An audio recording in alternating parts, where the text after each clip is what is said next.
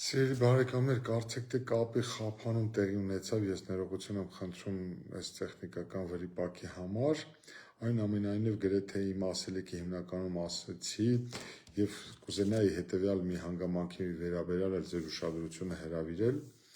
Հայաստանի Հանրապետությունում առաջիկայում ընթացող քաղաքական գործընթացները կարող են շրջադարձային ու բեկումնային լինել մեզանից յուրաքանչյուրի համար, բնականաբար սպասվող խորհրդարանական ընտրությունները մեծ սպասելիքներ կարող են գեներացնել մեզանից յուրաքանչյուրի համար, այդ ընտրություններով կարող է ուրվագծվել Հայաստանի առաջիկա 5, իսկ գուցե ավելի 10 տարիների զարգացման հեռանկարը եւ մեզանից յուրաքանչյուրի պարտքն է հնարավոր ջանքերը ներդնել արդյունավետ պետության կառուցման նպատակով արդյունավետ իշխանություն ձևավորելու համար։ Սիրելի բարեկամներ, մեր հասարակությունը մեզանից ակնկալում է այլընտրանքային քաղաքական ծրագիր։ Ես ուզում եմ այս առումով ձեզ հետ խոսել առավել պարզ, առավել անկեղծ, առավել ազնիվ, առավել բաց։ Շատ կարճ ժամանակահատվածում մենք կսկսենք մեր հանդիպումները մեր քաղաքացիների հետ, մեր հասարակության տարբեր սոցիալական շերտերի հետ, բայց ես ուզում եմ, որ դուք իմանաք հետևյալը. նոր հեծանիվ հայտնագործելու կամ ֆենոմենալ երևակայական գաղափարներ ներկայացնելու ոչ անհրաժեշտություն կա, ոչ դրա նպատակը կա։ Մենք զերծ ենք մնալու պոպուլիստական խոստումներից։ Մենք ներկայացնում ենք մեր երկրի պոտենցիալին համահունչ այնպիսի ծրագրեր, որոնք իրատեսական են լինելու, որոնք հնարավոր են լինելու իրականացնել։ Մարզ առ մարզ, վարչական շրջան առ վարչական շրջան, քաղաք առ քաղաք։ Մենք հաշվի ենք առնելու մեր քաղաքի, մեր քաղաքների, մեր բնակավայրերի առանձնահատկությունները։ Մի քանի ֆունդամենտալ ուղղությունների վրա ենք մեր ուշադրությունը դարձնելու, դա նորագույն տեխնոլոգիաներն են, դա էներգետիկ ոլորտն է, դա զբոսաշրջությունն է, դա արդյունաբերությունն է, դա հանքարդյունաբերությունն է, դա գյուղատնտեսությունն է, դա հասարակության թվայնացումն է, արտահանմանը միտված արտադրության ու արդյունաբերության ապահովումն է, գոնե նվազագույնը յուրաքանչյուր մարզում 2 այնպիսի գործարանների մարզերի առանձնահատկություններով պայմանավորված կառուցումն է, որը հնարավորություն կտա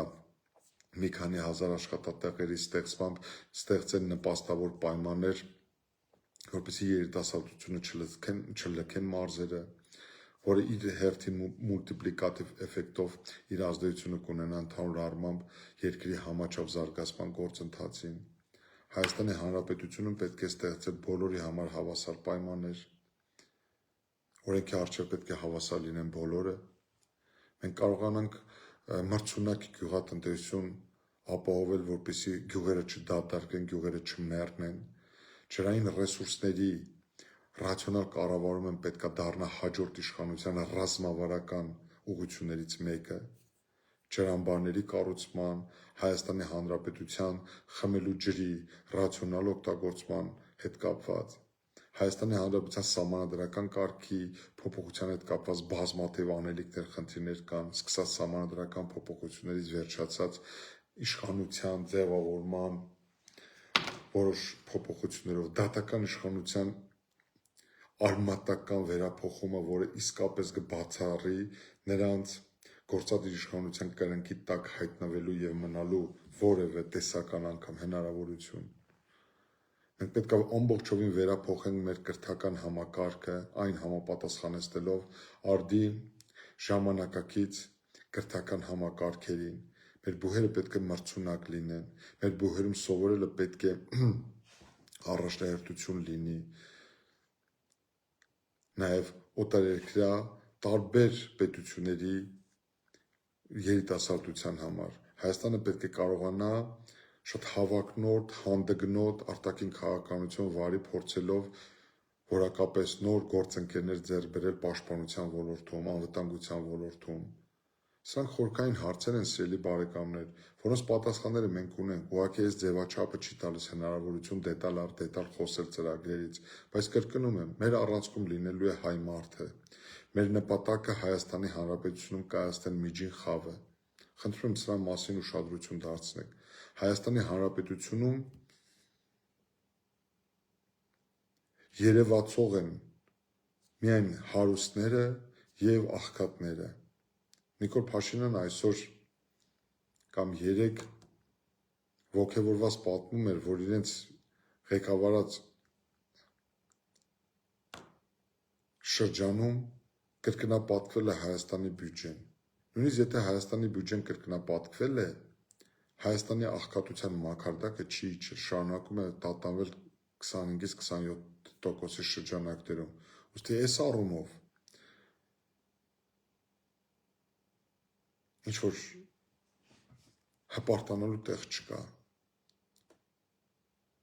Մեզ որակապես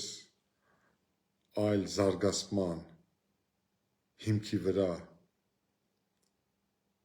բանակ է անհրաժեշտ։ Ես խոսում եմ մշտապես բանակի խնդիրների մասին, իհարկե տարբեր նրբերանգների հաշվի առնելով, այնուամենայնիվ սիրելի բարեկամներ, ես գտնում եմ, որ մենք պետք է կարողանանք հիմնվել միջին խավի վրա։ Միջին խավն է յուրաքանչյուր պետության զարգացման առանցքը։ Ունեք միջին խավ, այդ միջին խավը երաշխավորելու է պետության կայուն զարգացումը, հասարակության կայուն զարգացումը։ Ինքը փորձելու է շանթարգելի դեր կատարել հարուստների եւ աղքատների միջակայքում, փորձելով մի կողմից բարձրացնել աղքատ սոցիալական շերտի կենսամակարդակը, մյուս կողմից զսպել հարուստների ախորժակը։ Մեր նպատակն է Հայաստանը դարձնել միջին խավի երկիր, որտեղ յուրաքանչյուր ոք հնարավորություն կունենա իր կարողությունների առավելագույնս գործադրմամբ հասնել իր ընտանիքի, իր հարազատների, իր բարեկամների խավի մասին, հետևյալ հիմնավորմամբ։ Պատմական իրողություն է, որ երկրորդ համաշխարհային պատերազմից հետո տնտեսապես քայքայված ու կործանման եզրին կանգնած Ճապոնիան ավելի արագ վերականգնվեց, քան հենց նույն Խորհրդային Միությունը։ Ավելին, հաղթած երկրներից առնվազն ԽՍՀՄ պատերազմից 45 տարի անց դադարեց գոյություն ունենալ։ Ճապոնական հրաշքը, սիրելի բարեկամներ, իրականություն դարձնելու համար Ճապոնիան կարողացավ հաղթահարել հետպատերազմյան դժվարությունները եւ թեւակոխեց տնտեսության եւ հասարակության արդիականացման փուլը։ Եվ մենք էլ պետք է մեր հասարակության արդիականացման փուլը անցնենք, մեր տնտեսության վերափոխման փուլը պետք է անցնենք, եթե իսկապես ուզում ենք հետպատերազմյան սթրեսային իրավիճակից վերականգնվել։ Գիտական հայտնագործությունները, ես խնդրում եմ ձեզանից յուրաքանչյուրի ուշադրությունը, գիտական հայտնագործությունները Ճապոնիայում ներդրվեցին հասարակության արդիականացման գործընթացում։ Բացի այդ, տնտեսության, կրթության ու գիտության վերակառուցման իրականացումն իրականացվեց ամենաբարձր տեխնոլոգիաների հիման վրա։ Ճապոնիայի տնտեսության գլխավոր ճյուղը դարձավ արդիականացված արդյունաբերությունը։ Մեզ մոտ կարծեք բոլորը մոռացել են արդյունաբերությունից, արտադրությունից։ Ճապոնիայում արդյունաբերությունը, էլեկտրոնային ավտոմեքենաների արտադրությունը դարձավ առաջ բերվեց որպես ամենաստրատեգիական զարգացման ճյուղ, որոնք հետագայում գրավեցին ամբողջ աշխարհը։ Մենք ունենք նման գիտական պոտենցիալ, մենք ունենք նման գիտական միտք, նույնիսկ մեքենաշինության ոլորտում, բայց մենք չունենք նման ամբիցիա, մենք չունենք նման հանդգնություն, մենք չունենք նման ցանկություն, մենք չենք ցանկանում մեր աչքերը, մեր դեմքը ուղղել արդյունաբերությունը։ Գնացեք Վանաձոր, գնացեք Գյումրի, քանի փլված գործարաններ կան, քանի տասնյակ հեկտարներով ամայացած տարածքներ կան։ Եթե նախորդ իշխանությունները, գործող իշխանությունները կարողանային ճիշտ կառուցել, կազմակերպել Հայաստանի տնտեսության զարգացումը, կառավարումը, ես ձեզ հավաստիացնում եմ, մենք որակապես այլ պետություն կունենայինք։ Ես խորապես համոզված եմ, որ մեր հասարակությունն ու պետությունը, Հայաստանի Հանրապետությունը, հայ ժողովուրդը պետք է արդիականացվի, համապատասխանեցնելով հետպատերազմյան իրողություններին ու տարածաշրջանի նոր անվտանգային ճարտարապետությանն ու ռազմաքաղաքական ստատուս քվոին։ Սիրելի բարեկամներ, երբ Նիկոլ Փաշինյանը խոսում է խաղաղությունից, պետք է մի բան հստակ պատասխանել, այն չպետք է վաճառվի մեզ վրա ամեն գնով։ խաղաղություն բոլորս ուզում ենք, բոլորս, բայց խաղաղության հասնելու համար տևական, անհրաժեշտ է այնպիսի արդյունավետ կառավարում, այնպիսի արդյունավետ պետության ձևավորում, որը ինչպես միշտ նշել եմ, թույլ չտա Ադրբեջանին հարձակվելու մտադրություն ձևակերպել Հայաստանի դեմ։ Ուժեղ բանակ ու պաշտպանական համակարգ ունենալու համար առաջին հերթին Հայաստանը պետք է վերածել, խնդրում եմ ուշադրություն դարձնեք, ուժեղ բանակ ու պաշտպանական համակարգ ունենալու համար առաջին հերթին Հայաստանը պետք է վերածել արդյունաբերական հարթակի, քանի դեռ չկա այս ընկալումը, մենք չենք կարող առաջ շարժվել, սիրելի ժողովուրդ, առանց արդյունաբերության մենք չենք կարող ստեղծել մրցունակ ու անհրաժեշտ ներուժ ունեցող երկիր։ Ես իհարկե փոքր եմ եղել, բայց Կարեն Դեմիրճյանի նման շինարար, կենսական կարողություններ ունեցող, ներուժ ունեցող, ձգտում ունեցող քաղաքական գործիչների մի փաղանգ է անհրաժեշտ, որ մեր պատկերացրած պետական գործչի, քաղաքական գործչի օրինակը պետք է լինի Կարեն Դեմիրճյանի նման շինարարը, աշխատողը, բարիք ստեղծողը, հավելյալ արժեք ստեղծողը։ Եվ նորանկախ պետության պայմաններում էլ մենք ունենք բազմաթիվ անձինք, որոնք իրենց հետագծով մաքուր հետք են թողել։ Հետևաբար մեզ անհրաժեշտ է շինարարի, կառուցողի, բարիք ստեղծողի, մասնագիտական բարձր կարողություններ ունեցողի անհատների միավորում, որ մենք կարողանանք առաջ տանել Հայաստանի Հանրապետությունը։ Ես պնդում եմ, առանց արդյունաբերության մենք չենք կարող զարգանալ, ոտք գցել, նույնիսկ տարածաշրջանային մակարդակում, սիրելի բարեկամներ։ Երիցս պնդում եմ, ես միշտ այդ համոզմունքն եմ ունեցել։ Արդար Հայաստան կուսակցության ձևավորման հիմքում էլ նրա կարգախոսներից մեկն էլ հետևյալն է եղել. եկեք Հայաստանը դարձնենք հաջողության հասնելու ու հաջողակ մարդկանց երկիր։ Ես խորապես համոզված եմ, որ Հայաստանում պետք է մարդիկ լավ ապրեն։ Հայաստանի բնակչությունը պետք է հարուստ լինի։ Հարուստ չի նշանակում վատ մարդ։ Ցավոք սրտի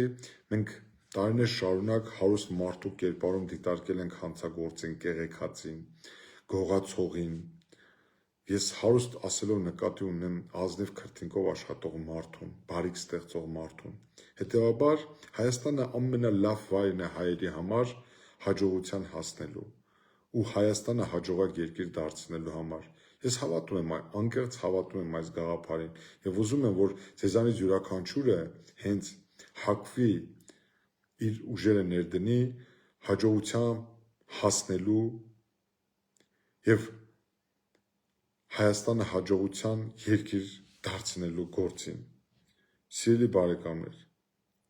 ես հավաստիացնում եմ ձեզ, Հայաստանում ազնիվ եղանակով վաստակած ու հարստացած մարդիկ պետք է վայելեն հասարակության հարգանքն ու լինեն ամենահեղինակավոր շերտերից մեկը։ Մեր երկրում, կրկնում եմ, մեր երկրում միջին խավը պետք է դառնա օրակարգ ստեղծող ու թելադրող պետության ու հասարակության զարգացման կիզակետում կանգնած սոցիալական շերտը։ Եթե մենք չստեղծեցինք միջին խավ, եթե մենք հասարակությանը շարունակեցինք պայել այսպես սորտավորված, այսպես տրամագծորեն տարբեր ճամբարներում, գերհարուստեր ու գերաղքատերի միջավայրում, չստեղծելով միջին խավ, մենք վտանգի տակ կդնենք առանց այդ էլ վտանգված մեր պետության գոյությունը։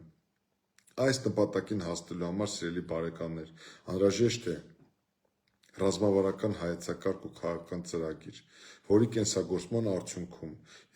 ես վստահ եմ, որ մենք ձևավորելու ենք արդար հասարակության վրա հիմնված իրական հայկական պետություն, որևէ կասկած չունեմ, որևէ։ Եվ վերջում, քանի որ Նիկոլ Փաշինյանը մշտապես հիմա էլ փորձում է մեր հասարակությանը մանիպուլյացիայի ենթարկել այսպես կոչված հատիկ առ հատիկ գաղափարով, այսօր էլ հայտարարել է, որ հատիկ առ հատիկ Գեղարքունիքի մարզի Գավառ քաղաքի Գրիգոր Նարեկացու փողոց 3 հասցեում գտնվող Գավառի մանկատանը պատկանող զբոսայգու 4310 քառակուսի մետր մակերեսով հողամասի եւ դրա վրա գտնվող ընդհանուր 511 քառակուսի մակերեսով անշարժ գույքերի նկատմամբ որպես ապօրինի ծագման ապօրինի ձեռքբերված գույք վերականգնվել է Հայաստանի Հանրապետության սեփականության իրավունքը շուկայականին մոտարկված արժեքը մոտ 29 միլիոն դրամ։ Ես չգիտեմ ինչքանով է հարեր Հայաստանի Հանրապետության վարչապետի պաշտոնը զբաղեցած անձի նման գրառումներ անելը, բայց այնուամենայնիվ, եթե Նիկոլ Փաշինյանը մեզ բոլորիս զբաղեցնում է հատիկ առ հատիկ գաղափարով, ես պարզապես մի հորդոր կամ առաջարկ կանեմ, էլի։ Իսկ կլինի, որ այդ հատիկ առ հատիկ ծրագրի շրջանակներում դուք հետ բերեք ձեր իշխանության օրոք անիֆի շրջանակներում վատնված կամ յուրացված 70 միլիոն դոլարը,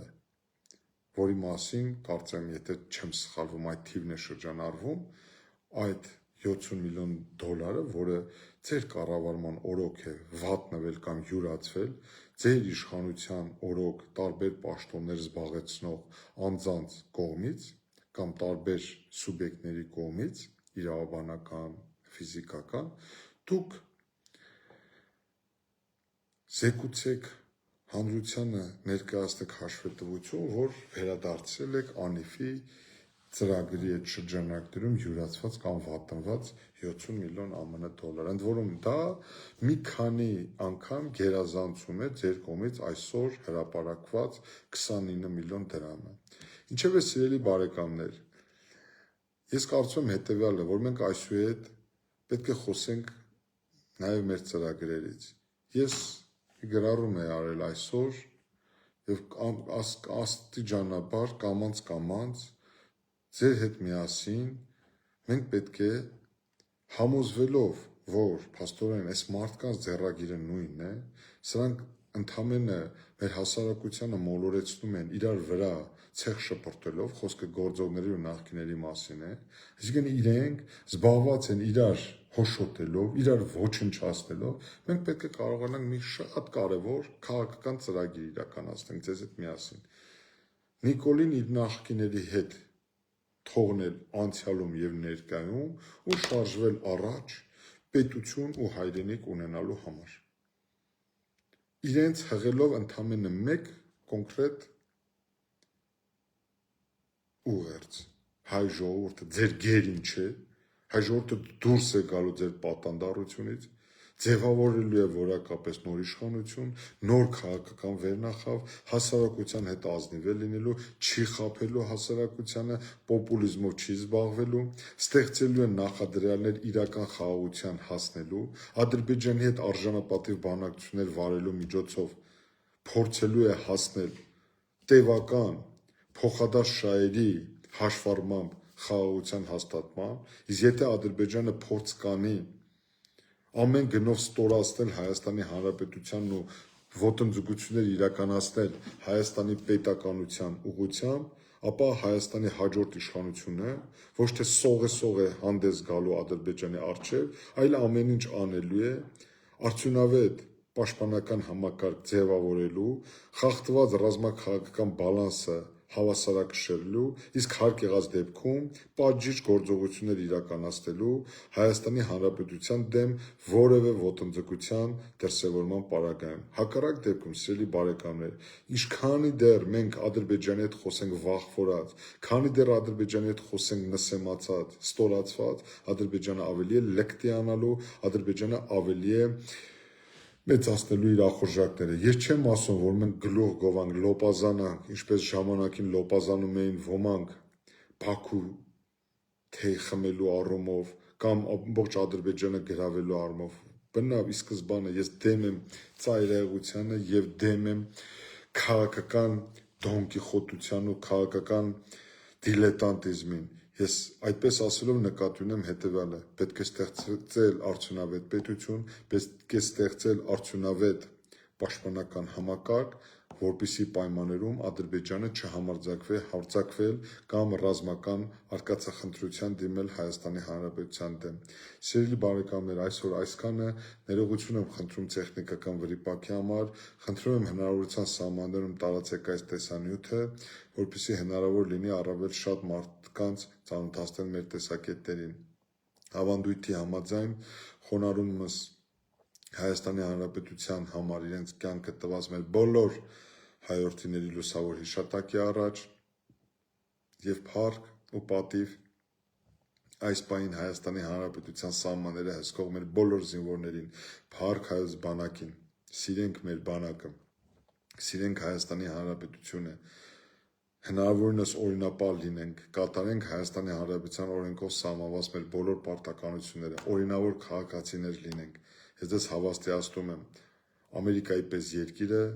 հզոր է դարձել օրենքների կիրառմամբ, օրենքների նկատմամբ հարգանք տածելով, օրինավոր քաղաքացիներ դաստիարակելով, իրավական պետության և իրավունքի գերակայության վրա հիմնված հասարակություն կառուցելով։ Ես ձեզ հավաստիացնում եմ,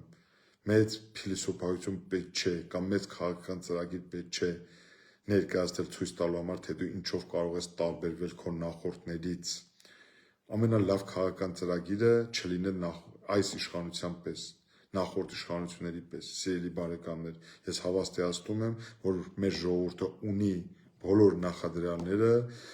հաջորդ ընտրություններում ձևավորելու այս իշխանությունից առավել լավ և բոլոր ժամանակների առավել լավ իշխանությունը։ Ես հավատում եմ ձեր իմաստությանը, հույս ունեմ, որ ժողովուրդը կամաց արթնանում է և ես անգամ սկսել եմ մտածել, որ առաջիկայում ձևավորվող մեծ քաղաքական թիմը կարող է ունենալ նաև արթնացում անունը, որովհետև մեր ժողովրդին իսկապես արթնանալն է պետք, արթնացում, որպեսզի թույլ չտանք պետության վերջնական կազմաքանդումը։ Լավ մնացեք, սիրելի բարեկամներ, հարգանքներիս հավաստիքը ձեզ, մինչ նոր հանդիպում, ստեսին։